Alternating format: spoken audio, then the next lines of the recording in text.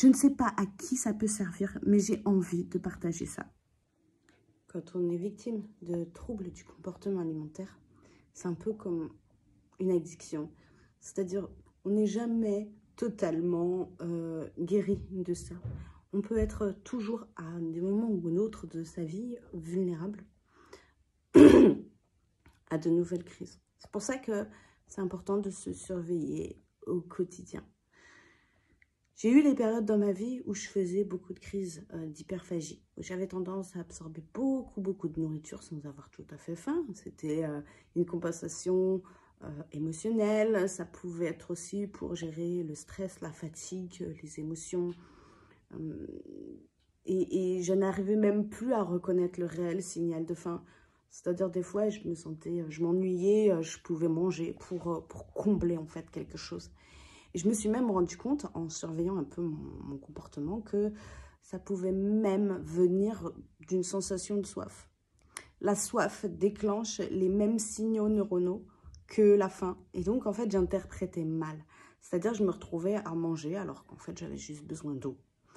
Et de fil en aiguille, voilà, j'ai appris à designer mon environnement pour favoriser la mise en place d'habitudes plus saines et éviter cette suralimentation.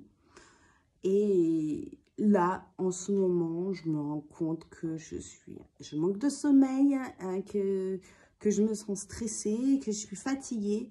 Et tout ça, eh bien, j'ai tendance à le compenser avec de la nourriture. Et cette suralimentation, eh bien, ça a tendance à fatiguer encore plus, à plomber.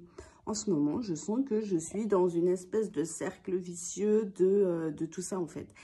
Et c'est important d'en prendre conscience pour pouvoir s'en extraire et ne pas se laisser encore embarquer là-dedans, parce que c'est vraiment un cercle vicieux. Il faut savoir que les habitudes dans notre cerveau, ça crée de la biochimie, ça crée des sillons qui font que, une fois que les sillons sont bien installés, on n'en sort pas comme ça. Et ça demande un effort accru pour pouvoir en sortir.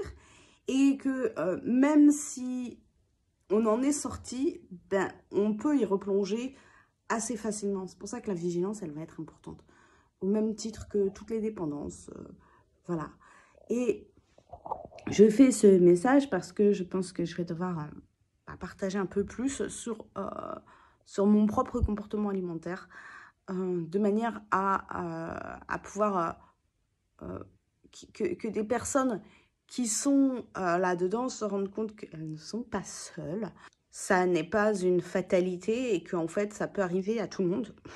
Et que l'important, c'est justement de partager ça. Parce que en partager et puis comprendre comment ça fonctionne permet déjà de s'en libérer.